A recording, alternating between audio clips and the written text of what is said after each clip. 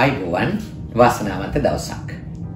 අද මම ඔබට දිනන්න අවශ්‍ය කරුණු 9ක් ගැන කියා දෙන්න තීරණය කළා. මේ දිනන්න අවශ්‍ය කරුණු 9 ප්‍රධාන චරිත 9කුත් එක්ක තමයි මම ඔබට කියා දෙන්නේ.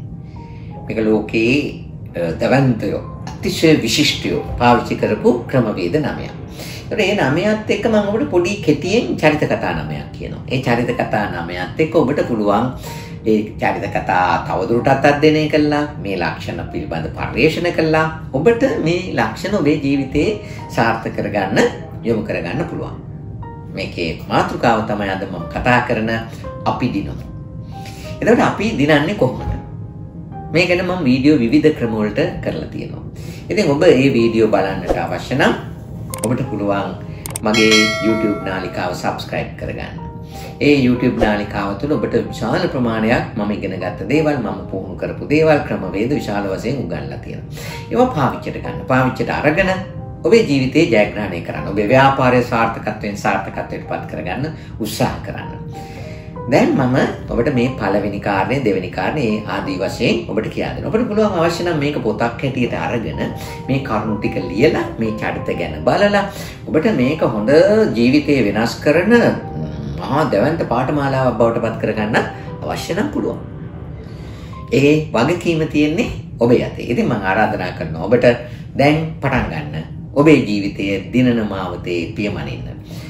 ජීවිතේ ජයග්‍රහණය කරන මිනිස්සුන්ගේ පළවෙනි දේ key values build a credible characters. ජීවිතේ දිනපු හැම කෙනෙක්ම ඉතාම ප්‍රබල විදිහට වටිනාකම් ආරක්ෂා කරලා තියෙනවා. ජීවිතේ අසාර්ථක වෙච්ච හැම කෙනෙක්ම ටිකක් දුර ගිහිල්ලා වටිනාකම් නැති නිසා ජීවිතේ විනාශ කරගෙන තියෙනවා.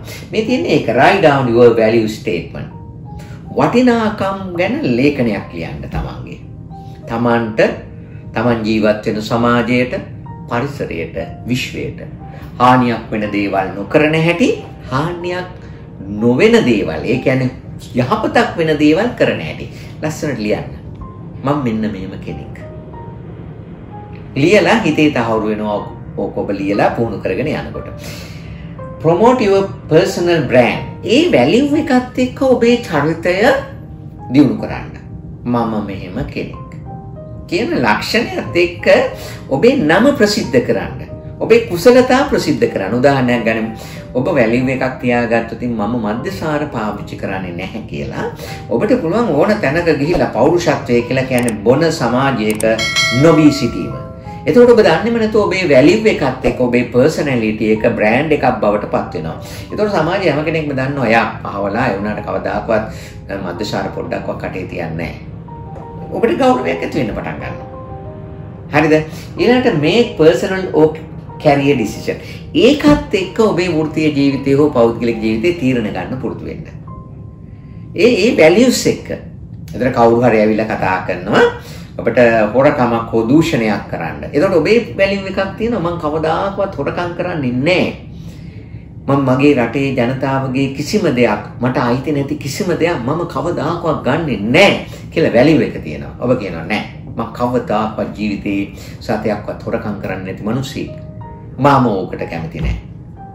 ඔබේ චරිතය build up වෙනවා, ඔබේ අභිමානය build up වෙනවා. පුදුමාකාර චරිතයක් බවට ඔබපත් වෙනවා.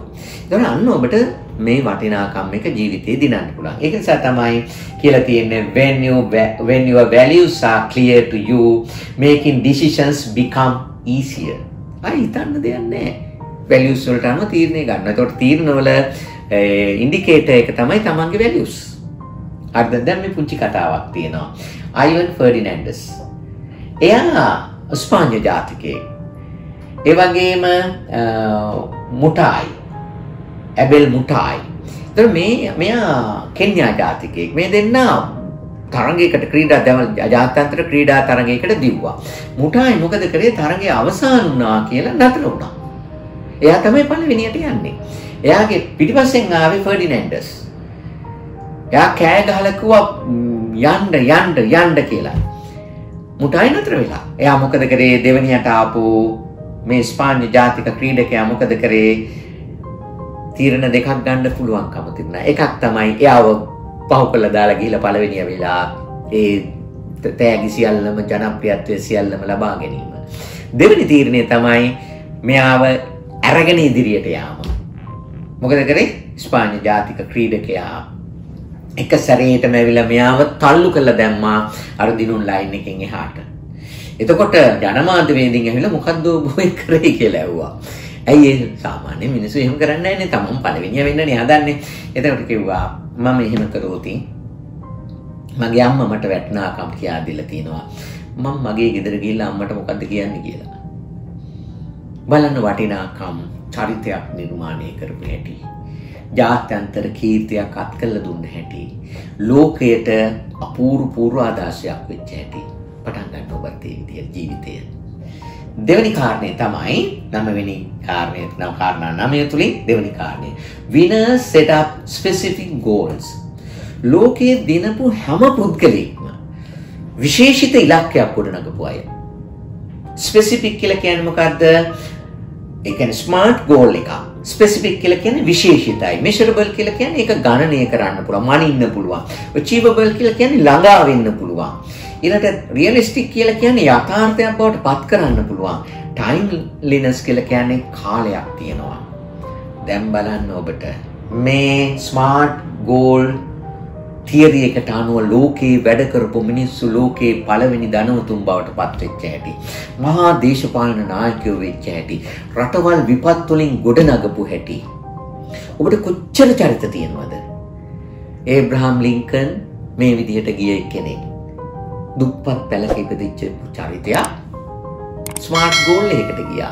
නෙල්සන් මැන්ඩේලා ස්මාර්ට් ගෝල් එකකට ගිය කෙනෙක්. අවුරුදු 27ක් හිරේදලවත් ඒක අත්හැරියේ නැහැ. ලී ක්වාන් යූ ස්මාර්ට් ගෝල් එකකට ගිය කෙනෙක්. කවදාකවත් අරමුණ අත්හැරියේ නැහැ. හෝ චි මින් ස්මාර්ට් ගෝල් එකකට ගිය කෙනෙක්. තමන්ගේ අරමුණ අත්හැරියේ නැහැ. ඇමරිකාවත් එක්ක අවුරුදු 20 ගාණක් යුද්ධ කරා. ඉස්සෙල්ලා ප්‍රංශෙත් එක්ක යුද්ධ කරා. ඇමරිකාවත් එක්ක යුද්ධ කළා දිනුවා.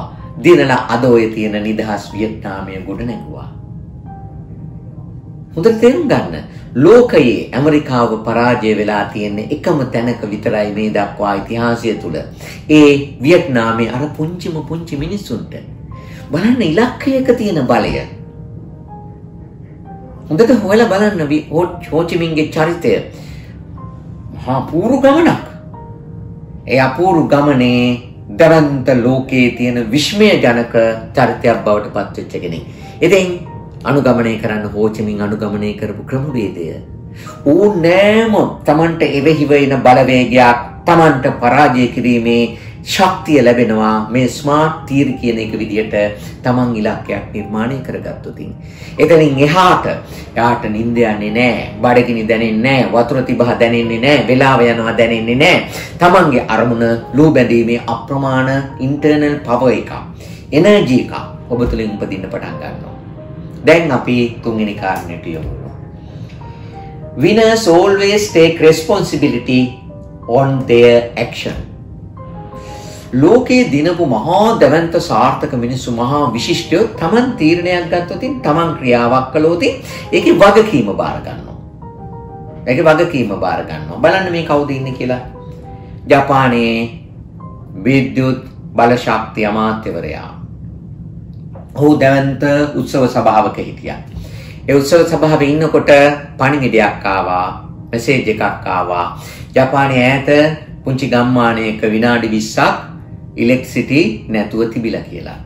එයා මොකද කරේ? උත්සව සභාවේ එහෙම්මම තියෙද්දි නැගිටලා සිද්ධිය නිවේදනය කළා. විනාඩි 20ක් සමාව ඉල්ලගෙන ඔළුව නමාගෙන හිටියා එතන හිටපු සභාවට. ඔබ කල්පනා කරලා බලන්න. තමන් ගන්න තීරණය, තමන් දුන්න නියෝගේ, තමන්ගේ වගකීම කියන එක තමන් බාර ගන්න ඕනේ. අරයා නිසා බැරි වුණා, මෙයා නිසා බැරි වුණා, අරයා නිසා බැරි වුණා, අවුව නිසා බැරි වුණා, වැස්ස නිසා බැරි වුණා, මේකට ප්‍රශ්නේ කොරෝනා නිසා බැරි වුණා, මේකට ප්‍රශ්නේ ලංකාවේ තියෙන ආර්ථික ගැටලු ඒක නිසා බැරි වුණා, මේකට ප්‍රශ්නේ මේ වටේ ඉන්න හොරකම් කරන නිලධාරීන් දේශපාලනඥයින් ඒක නිසා බැරි වුණා. කතා කරන්න එපා ඔබ ජීවිතේ කවදාකවත්. අනුන් පිට වරද පටවන්න එපා ජීවිතේ කවදාකවත්. තමන් වගකීමක් ගත්තා නම් තමන් ඒ වෙනුවෙන් කැප වෙන්න ඒකේ වගකීම දිනුවත් පෙරදුනත් සාර්ථකුණත් අසාර්ථකුණත් ඔබ වගකීම් බාර ගන්න. ඔබේ ජීවිතයේ දැවැන්තම ශක්තිය හැටියට මේක පාවිච්චිට ගන්න. හතරවෙනි ජයග්‍රාහකයන්ගේ කාරණය. Winners eager to learn new things and train themselves every day. ජයග්‍රාහකයෝ පුදුම විදිහට හරි ආසයි. පුදුම ආසයි අලුත් දේවල් ඉගෙන ගන්න. අලුත් දේවල් පුහුණු වෙන්න. ජැක් මා මේකට ලෝකේ ඉන්න හොඳම නිදර්ශනයක්. ඔහු අසමත් වෙච්ච පුද්ගලයෙක්. විභාග ෆේල් වෙච්ච අයෙක්. රස්සාවට ගියන් ඉන්ටර්විව් වලින් ෆේල් වෙච්ච කෙනෙක්. හැබැයි ඔහු මේ හැම අවස්ථාවකම මොකද කරේ? ඉගෙන ගත්තා පුහුණු වුණා. චීනයේ ඉන්න දැවැන්තම කෝටිපති ව්‍යාපාරිකයෙක් බවට පත් වුණා. ලෝකේ යම් දැවැන්ත ධනයක් තමන් වෙත ගලාගෙන එන මහා විශිෂ්ටයෙක් බවට පත් වුණා. බලන්න මොකක්ද එයාගේ ක්‍රමේ? learnings and trainings. ඉගෙන ගන්නවා පුහුණු වෙනවා. මොකද්ද දෙකේ වෙනස? learnings කියලා කියන්නේ දැනුම එකතු කරනවා අපි. training කියලා කියන්නේ ක්‍රියාකාරීව පුහුණු වෙනවා. ප්‍රායෝගිකව පුහුණු වෙනවා. ඔබට ඩ්‍රයිවිං ලයිසන් එකක් ගන්න දැනුම එකතු කරන්න පුළුවන්. ඒකට අදාළ ඩ්‍රයිවිං ලයිසන් ගන්න කොහොමද කියලා පොත් ලියලා තියෙනවා. ඒකට අනුගමනය කරන ක්‍රියාමාර්ග ගැන පොත් ලියලා තියෙනවා.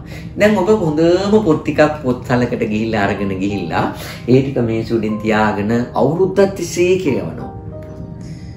ඔබට වාහනයක් පදවන්න පුළුවන්ද? හිතලා බලන්න බෑ. මොකද කරන්න ඕනේ නම් ඔබේ මොළය, හිත, ඔබේ අත් දෙක, කකුල් දෙක සම්පූර්ණයෙන්ම ට්‍රේනින් එකක් කරලා ප්‍රෝග්‍රෑම් එකක් හදන්න ඕන වාහනේ පැදවීම සම්බන්ධව. ඒ ප්‍රෝග්‍රෑම් එක හදලා Tamanට කොන්ෆිඩන්ස් ආපු වෙලාවට දැන් හරි කියලා අන්න ඔබට වාහනේ පදවන්න පුළුවන්. මේ පරිගණකය ඔබට පාවිච්චිට ගන්න පුළුවන්. පොත් වලින් කියවන්න පුළුවන් හරියට જાති. හැබැයි කවදාකවත් මේ පරිගණකයෙන් ඔබට වැඩක් ගන්න පුළුවන්ද කියලා බලන්න බෑ. වැඩේ ගන්න නම් ඔබ මේක ඇඟිලි වලින් ගහලා මේක තියෙන softwares පාවිච්චි කරගෙන ඔබ ඒක ප්‍රායෝගිකව පුහුණු වෙන්නම ඕනමයි. අපි තුන් බිස්නස් කරන හැටි ඔබට පොත් වලින් හරියට ඉගෙන ගන්න පුළුවන්. ඔන්ලයින් එකෙනුත් ඉගෙන ගන්න පුළුවන්. දැන් ලංකාවේ බිස්නස් කරන හැටි තරම් ඔන්ලයින් එකෙන් උගන්වන්නේ නැහැ වෙන මොකක්වත්. ඉගෙන ගන්න පුළුවන්. හැබැයි බිස්නස් එකක් කරන්න පුළුවන්ද? බැහැ. ඒක ප්‍රායෝගික ක්‍රියාදාමයක්. ඒ ප්‍රායෝගික ක්‍රියාවලිය තුල ඔබ ඉඳලා අත්දැකීම් ලැබලා පුහුණු වෙන්න ඕනේ. එහෙම නැත්නම් ඔබ කවදාකවත් හොඳ ව්‍යවසායකයෙක්, ව්‍යාපාරිකයෙක් වෙන්නේ නැහැ.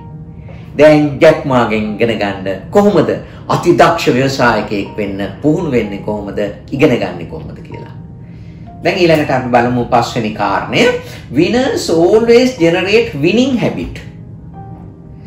ලෝකේ දිනපු මිනිස්සු හැම වෙලාවකම සාර්ථකත්ව පුරුදු, ජයග්‍රහණය සඳහා වන පුරුදු භාවිතයට ගත්ත අය. ඒවට අපි කියන success habit කියලා. එහෙම නැත්නම් winning habits කියලා. ලෝකේ අසාර්ථක වෙච්ච මිනිස්සු, පෙරදිච්ච මිනිස්සු, ඇදවැටිච්ච මිනිස්සු, විනාශ වෙච්ච මිනිස්සු හැම වෙලාවකම ඕකේ අනිත් පැත්තට පුරුදු හදාගෙන තියෙනවා. උදාහරණ ගන්න මද්යසාර බොීමේ පුරුද්ද හදා ගන්නවා. දුම්පානය කිරීමේ පුරුද්ද හදා ගන්නවා. හොරකම් කිරීමේ පුරුද්ද හදා ගන්නවා. මද්ද්‍රව්‍ය භාවිතා කිරීමේ පුරුද්ද හදා ගන්නවා. දොස් දැකීමේ පුරුද්ද හදා ගන්නවා. විවේචන කිරීමේ, තර්ක කිරීමේ පුරුද්ද හදා ගන්නවා. මොකද වෙන්නේ? සූදුවට යාමේ පුරුද්ද හදා ගන්නවා. කෝප වීමේ පුරුද්ද හදා ගන්නවා. ප්‍රතිඵලය මොකද්ද? විනාශය ලං වෙනවා. හැබැයි ඉවසීමේ පුරුද්ද හදනවා. උදේ පාන්දර නැගිටලා පැයක් තමන්ගේ ශක්තියින්, විශ්වයේ ශක්තියින් එක ඒකාත්මික කරගැනීමේ පුරුද්ද හදනවා. දැන් ඔය මම සිනර්ජි ක්ලබ් කියලා එකක් හැදුවෙම ඔන්න ඔය පුරුද්ද මගේ රටේ ඉන්න කට්ටියට හදලා දෙන්න. ඒ වෙලාවට අලුත් දේවල් පුහුණු වීම ආරම්භ කරනවා. පුරුද්දක් හදනවා. ඉතිරි කිරීමේ පුරුද්ද හදා ගන්නවා. තමන් උපයන ධනයෙන් 50% විතර ආයෝජනය කිරීමේ පුරුද්ද හදනවා. ලස්සනට hina වෙලා කතා කිරීමේ පුරුද්ද හදනවා. මහ ජනතාව අමතා කතා කිරීමේ පුරුද්ද හදනවා. බලන්න, එයා ජීවිතේ දිනනවා. මේ ලෝකයේ අපූර්ව පුරුද්දක් පාවිච්චි කරලා අරගෙන යන කෙනෙක්. බිල් ගේට් මොකද කරන්නේ? යා කවදාකවත් නිදාගන්නේ නැහැ. පොතකින් පිටු 10ක් කියවන්නේ නැතුව. ඔහු අපූර්ව පුද්ගලෙක් වුණේ ඒකත් එක්ක. Develop new success habit. Practice key values of your life. Values ඊළඟට පුරුදු බවටත් පත් කරගන්න ඕන. මේ සාර්ථක වෙන කට්ටියගේ සිතක් තමයි මම values ගැන කියා දුන්න නිසා වැඩි කියන්නේ. ඒකත් habit එකක් බවට පත් කරගන්න. අන්න ඔබ දිනනවා. ඊළඟට 6 වෙනි සාධකය. Winners always challenge the challenges. සාර්ථකත්වයට පත් වෙච්ච හැම කෙනෙක්ම හැම වෙලාවකම Tamanට එන අභියෝග වලට attack කරනවා.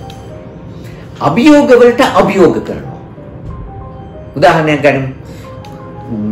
ඔය මම මගේ පුහුණු වැඩසටහන් වලට සම්බන්ධ වෙච්ච විශාල පිරිසක් ඉන්නවා මේ කොරෝනා කියන අභියෝගයට අභියෝග කරපු අය. ඒකයි කරේ මොකද්ද? අයියෝ කොරෝනා නිසා බෑ කියලා ගෙදරට වෙලා හිටියේ නෑ. ඒකට අභියෝග කරා. ඒ අය සමහර විට කොරෝනා නොතිබුණු කාලයකටත් වඩා දැවැන්ත ජයග්‍රහණත් කරගත් අය ඉන්නවා. ඒක ස්වභාවය තමයි අභියෝග වලට අභියෝග කරනවා. challenge එකක් තියෙන එකට challenge කරනවා.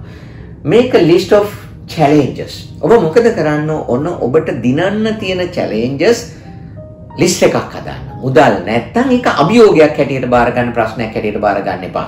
list එකක් හදන්න. මේ දවස්වල මුදල් හිඟ වෙලා තියෙනවා. ඒක challenge එකක්. මං සල්ලි හම්බ කරන්න ඕනේ. ලියනවා. මේ දවස්වල ගෙදෙට්ටම වෙලා ඉඳලා මගේ බර ටිකක් වැඩි වෙලා තියෙනවා. පොඩි challenge එකක්. බර වැඩි වෙනවා කියන්නේ ප්‍රශ්නයක්. දැන් කලින් මහපු ඇඳුම් අඳින්න බැරි වෙලා තියෙනවා. challenge එකක්. මං බර අඩු කරන්න ඕනේ. ඒ නිසා බර වැඩි කිරීම challenge එකක් හැටියට බාර අරගෙන මං බර අඩු කරනවා.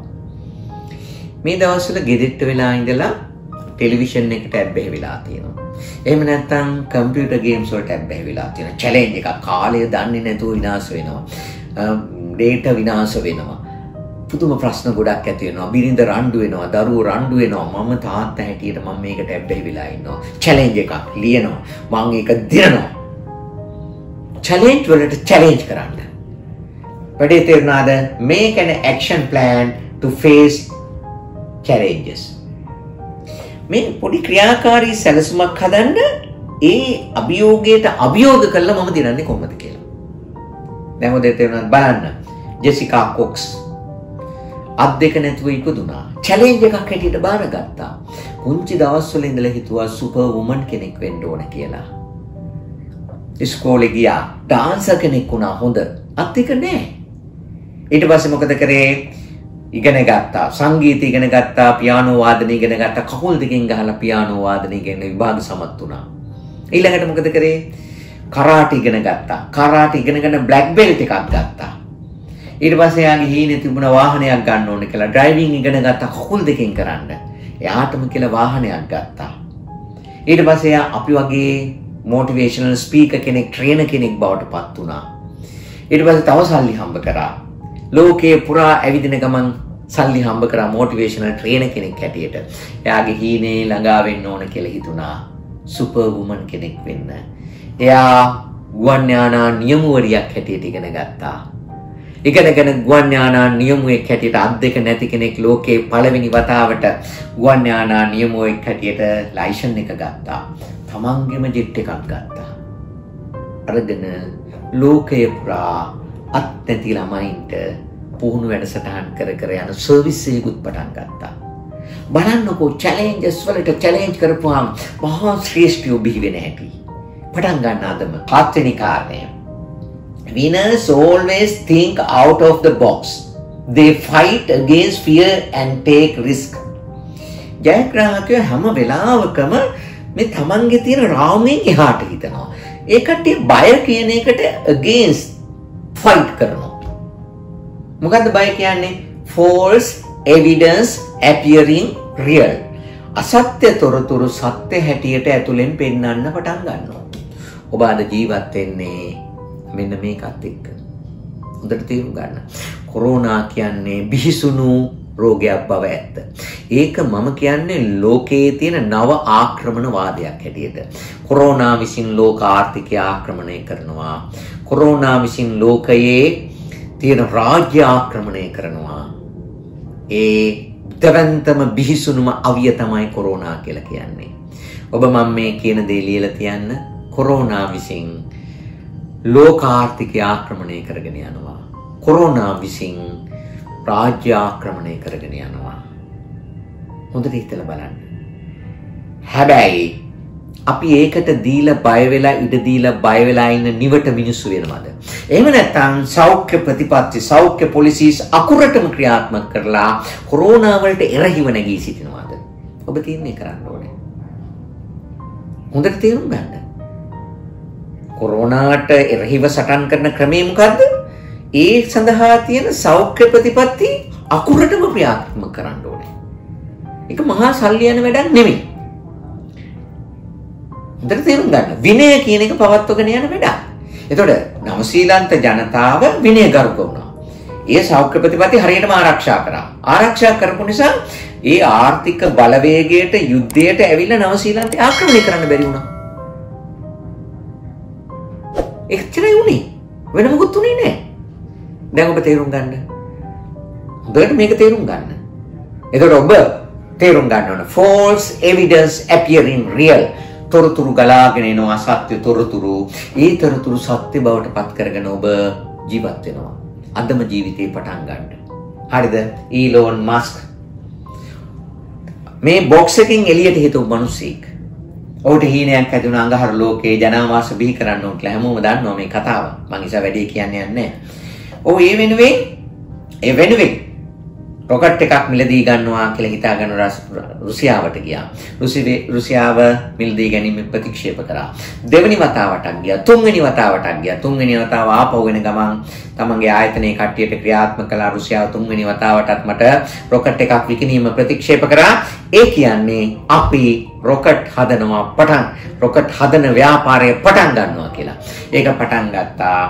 ඒ මහා දවන්ත ක්‍රියාවලියේ ප්‍රතිඵලයක් හැටියට මොකද උනේ? මේ බොක්ස් එකෙන් සීමාවෙන් එහාට හිතන ක්‍රියාවලිය නිසා මොකද්ද වෙච්ච දේ? ඊලෝන් මස් පසුගිය අවුරුද්දේ මේ කියන්නේ 2019 අවසාන වෙනකොට ඔහු හිටියේ ලෝක ධනවතුන්ගේ ලේඛනයේ 35 වෙනි තැන. පසුගිය අවුරුද්දේ දෙසැම්බර් 29 වෙනිදා වෙනකොට ඔහු ලෝකයේ පළවෙනි ධනවතා වෙලා හිටියා. දැන් ඔහු එතනින් පොඩ්ඩක් පස්සට වෙලා තියෙනවා. දෙවෙනියාට හිටපු එක්කෙනා ඉස්සරහට ආපු නිසා. නමුත් ඔබ තේරුම් ඒකෙන් අදහස් වෙන්නේ ඔහුගේ ධනය අඩු වෙලා කියලා. ධනය වැඩි වෙලා හැබැයි අර ඊට වඩා වැඩි ප්‍රමාණයක් වැඩි කරගෙන. මේ අදහස් බලන්න. හොඳට තේරුම් ගන්න මේක. හොඳට හිතන්න. Winners always think out of the box.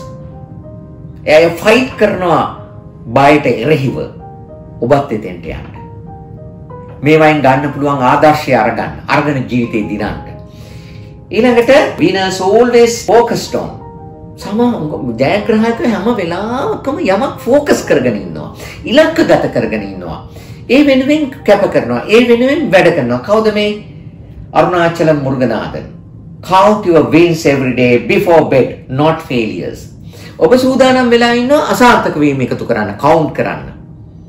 ගණන් හදනවා රැ නිදා ගන්න කලින් අද මේක නැති වුණා, මේක නැති වුණා, මේක නැති වුණා, මේක නැති වුණා එකතු කර කරගෙන. එහෙම නෙමෙයි. දවසේ එක වචනයක් ඉගෙන ගත්තා නම් ඒක කවුන්ට් කරන්න නියමයි. මේ වීඩියෝ එක ඔබ නිදා ගන්න කලින් බැලුවා නම්, උදේ බැලුවා නම්, දවල් බැලුවා නම් ඔබ පොතක් කරගෙන ලියන්න. අද මං චන්දන ගුණවාදගේ වීඩියෝ එකක් බැලුවා. ඒකේ මං කරුණු 9ක් ඉගෙන ගත්තා. ඒ කරුණු 9 වින්ස් 9ක් මගේ අම්මේ. මේක කළා ඉවලා මට ජීවිතේ දිනන්න පුළුවන් නේ. බලන්න ඔබට සතුටක් දැනෙනවද නැද්ද කියලා? මේ චරිත 9ක්. මම මේ චරිත ටික ඉගෙන ගන්නවා. හෙට මම ඉගෙන ගන්නවා අරුණාචලන් මුර්ගනාථන් ගැන. එයාගේ චිත්‍රපටිය බලනවා මම ෆෑඩ් මෑන්. ඒ ෆෑඩ් මෑන් චිත්‍රපටිය බලලා මම එයාගෙන් ඉගෙන ගන්නවා. ඉදා දවසේ අවුරුද්දක දේවල් ඔබ ඉගෙනගෙන ඉවරයිනේ. වින් කළා ඉවරයිනේ. විනින්ග්ස් එකතු කරන්න. කවුද අරුණාචලන් මුර්ගනාථන් කියන්නේ? ෆෑඩ් මෑන් කියලා හඳුන්වන්නේ. ඔහු විවාහ වෙලා ගියා ලස්සන තරුණියක් එක්ක ඒ ගෙදර පදිංචියට. දැන් අර මාසික උසස් වීම සම්බන්ධව දැක්කා. එයා ඒක රහසක් හැටියට පවත්වගෙන යනවා. අර කිලුටු රෙදි කෑලි තමයි ආරක්ෂිත තුවා හැටියට පාවිච්චි කරන්නේ. මෙයාට හරි දුක හිතුණා. මෙයා ඇහුවා, කතා කරා. මෙයා ක්‍රමයක් හැදුවා ඒකට. හොයුවා. කොහේවත් නැහැ. ඒ කාලේ ඔය සනීප ආරක්ෂක තුවා කියන ඒවා ඉන්දියාවේ හරි මිලයි. ඒවා සල්ලි තියෙන කට්ටිය විතරයි පාවිච්චියට ගන්නෙ. ਉਹ කල්පනා කරා කොහොමද මගේ බිරිඳගේ මේ ප්‍රශ්නට විසඳුමක් දෙන්නේ? ඒක කතා කරන්න ගිහිල්ලා ඔහු පවුලෙන් නිරපා දැම්මා. ඔහු මේ ගැන පරිශන කරා. හදන හැටි හෙව්වා. ගෙදරින් එලෙව්වා. ගිහිල්ලා මහාචාර්ය කෙනෙක්ගේ ගෙදර ඉඳගෙන මේ ඒ ගැන තොරතුරු හෙව්වා. ඔයලා ඒව ලිව්වා, හැදුවා, මැෂින් ගැන එක හැදෑරුවා. හදාලා මේක හැදුවා. හදලා මේක පුහුණු කරගන්න මේක අත්හදා බලන්න කෙනෙක් හිටියේ නෑ. අවසානයේ ඔහු ඒ සනීපාරක්ෂක ඔහු නිර්මාණය කරපු සනීපාරක්ෂක තුවාය ඇඳගෙන ඒකට තින්ත දාලා ඇඳගෙන පාරේ ඇවිද්දා. ඒ තින්ත ඒ සනීපාරක්ෂක තුවායෙන් ටවල් එක ඇඳගෙන හිටපු කලිසමට ආවා. මිනිස්සු hina වෙන්න පටන් ගත්තා. ගඟට පැන්නා. ඔව් අතෑරියේ නෑ. අතෑරියේ නැතුව කරලා අවසානයේදී සනීපාරක්ෂක තුවා හැදුවා. කාන්තාව සමිති පිහිටවල හැදුවා. ඒකට උදව් කරපු කට්ටිය කිව්වා පේටන්ට් රයිට්ස් ගන්න කියලා. ඔබ පේටන්ට් රයිට්ස් ගත්තොත් එහෙම මේ ඉන්දියාවේ ඉන්න පළවෙනි කෝටිපති ව්‍යාපාරිකයා වෙනවා කියලා කිව්වා. හැබැයි ਉਹ තීරණය ගත්තේ වැලියුස් වලට අනුව. ඔහු කිව්වා මම මේක හැදුවේ මට පළවෙනි කෝටිපති ව්‍යාපාරිකයා වෙන්න නෙමෙයි. ඉන්දියාවේ බිලියන ගාණක් ඉන්න කාන්තාවන්ට අඩුම අඩු වියදමකට සනීපාරක්ෂක තුවායක් ගන්න පුළුවන් ක්‍රමයක් හදන්න. මේක වෙන්න ඕන මෙච්චරයි. හැම ගමකම කාන්තාව සමිති පිහිටවා ගන්න ඕනේ. මේ මැෂින් හදන හැටි මම උගන්වනවා. මේ මැෂින් වලින් ඒ කාන්තාව සනීපාරක්ෂක තුවා හදන්න ඕනේ. හදලා වැරදි කිලිටි රෙදි පාවිච්චි කිරීම නිසා අවුරුද්දකට ඉන්දියාවේ විවිධාකාර සුව කරන්න බැරි අසනීපවලින් මිය යන ලක්ෂ ගණනක් කාන්තාවන්ගේ ජීවිත බේර ගන්න ඕන කියලා. බලන්නකෝ තීරණ ගැනීම, ફોකස් කිරීම. ඒ නිසා ඔහුට එක්සත් ජාතීන්ගේ සංවිධානය පවා ඇමතීමේ අවස්ථාව ලැබුණා. විනර්ස්ලා ජයග්‍රාහකයෝ සාර්ථක වෙන මිනිස්සු කවදාකවත් තමන් යමක් ફોකස් කරොත් ඒක අත්හරින්නේ නැහැ. ඔබ හොඳට තේරුම් ගන්න මේක. අද මේ වීඩියෝ එක බලලා බලන්න ෆෑඩ්මෑන් චිත්‍රපටිය. අවසාන සාධකය. Winners always spend their time to serve for the people or universe. සාර්ථකත්වයට පත් වෙන මිනිස්සු, ජයග්‍රාහකයෝ, ලෝකේ වෙනස් කරපු මිනිස්සු හැම වෙලාවකම තමන්ගේ ජීවිතය, තමන්ගේ ඇඟේ තියෙන ලේ, මස්, නහර, ස්නායු සෛල, තමන්ගේ චිත්ත ශක්තිය හැමදාම වැය කරේ ලෝකයට සේවයක් කරන්න, පරිසරයට සේවයක් කරන්න, මේ විශ්වයට සර්විස් එකක් කරන්න. හොඳට තේරුම් ගන්න. වංගරී මාතායි අප්‍රිකාවේ ඉපදිච්ච කාන්තාවක්. ඇයි පුංචි කාලේ ජීවත් වුණේ වනාන්තරත් එක්ක. ඒ වනාන්තරත් එක්ක ජීවත් වෙලා හේන් හදනවා, ගොවිතැන් කරනවා, කුරුල්ලොත් එක්ක ජීවත් වෙනවා, හරි සතුටින් ඉන්නවා. ඒකේ සයි ඉස්කෝලේ ගියේ නැහැ. තාත්තා වැඩි ධනවත් ඉගෙන ගත්ත කෙනෙක් එහෙම නෙමෙයි. නමුත් අයියාගේ මැදිහත් වීම නිසා ඔහු අවුරුදු 7 දී ඉස්කෝලේකට ගියා. අවුරුදු 7ට ගියාට ඔයා හොඳට ඉගෙන ගත්තා. ඉගෙනගෙන විභාග පාස් වෙලා විශ්වවිද්‍යාල වලට ගිහිල්ලා ඇමරිකාවට ශිෂ්‍යත්වයක් හම්බ වුණා. PhD එකක් කරන්න. PhD එක කරා. ඉගෙනගෙන ආවා. හොඳට තේරුම් ගන්න. ඇය පළවෙනි PhD ලාභිනිය වුණා තමන්ගේ රටේ. පළවෙනි මහාචාර්යවරිය බවට පත් වුණා තමන්ගේ රටේ. ඇය තමන්ගේ රටට එනකොට පුංචි කාලේ හිටපු වනාන්තර එකක්වත් නැහැ. බහුජාතික සමාගම් විසින් ඒවා ගස් කපලා විනාශ කළ වතුර උල්පත් හිඳිලා කුරුල්ලෝ නැහැ, සත්තු නැහැ, කාන්තාර වෙලා. අපේ රටට අත්වෙමින් යන ඉරණමමයි. අපේ රටේ තුඟාක් අය හිතනවා වනාන්තර කැපුවාම සෞභාග්‍ය උදා වෙනවා, සාර්ථකත්වය උදා වෙනවා, රට දියුණු වෙනවා කියලා. නෑ. අපි විනාශ වෙනවා.